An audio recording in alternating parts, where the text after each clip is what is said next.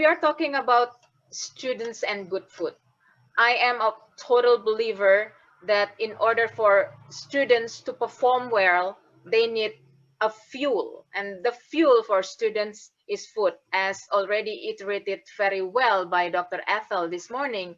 Good nutrition will have an impact on good academic performance. So when we are talking about students, why do they need this good food? Because they are growing individuals. When we say grow, it means also aside from talking about physical growth, we are also talking about the cognitive. We are talking about, we want them to be smart, and we want them to be able to reach their full potential. So when we are talking about students needs good food, what do we mean by good food?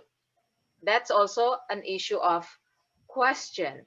And there goes some thinking of the guru on nutrition education, the Professor Isobel Contento. Um, the, the, the picture on the right side is the complexity of influences on food choice. So when you say, why do you eat carrots? And then your response is, oh, because I like it.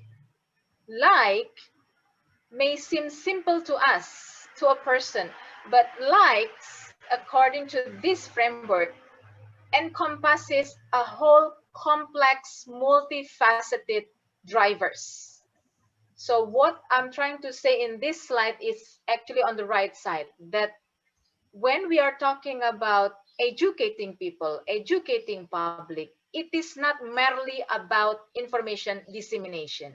So whenever we are happy that we have food guide, we have food plate, the issue is not really about, the issue of education is not really about disseminating those pictures to as many schools as possible, to as many people as possible, but more on addressing this complexity of drivers of food choices is actually the key for health promoters or public health practitioners on using the tools for education, such as the food pyramid and food plate, because pretty much of the likeness on certain food is actually affected by preference and sensory factors. It also reflected person-related factors in terms of beliefs, meanings, also social norms. And what is more complex is that you like drinks or boba tea is because environmentally boba tea is everywhere. So this is what I would like to tell you. I think some of you have noted this, and then we invite more discussion on the matter based on the experience that you are having.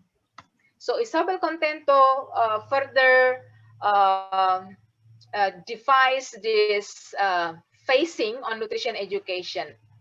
So there is no one size fits for all. So nutrition education needs to be tailored. So whenever we are talking about nutrition education in our understanding now, because of the era is now different, we have to make sure that it covers a motivational phase. Motivational phase is really to motivate an intended audience. So the focus of the nutrition education is really on why to make the change. So we have to be able to insert this thinking to the public that we need them to understand why they have to make change. The next level is on the action phase. Action phase is where the goal is to facilitate the ability to take the change. So when in the motivational phase, you are thinking about, okay, I'm thinking about changing, action phase has to work on how we have to provide or to support the people who are thinking to make a change with an examples how to make the changes.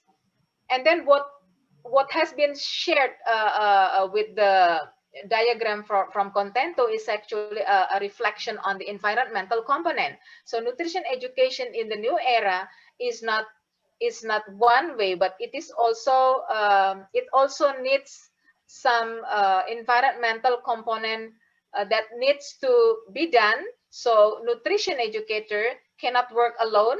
That's why multi-sectoral approach is needed to be able to promote environmental supports for action. And this is the focus where the change needs to be sustained. So environmental component is really aimed to sustaining the change.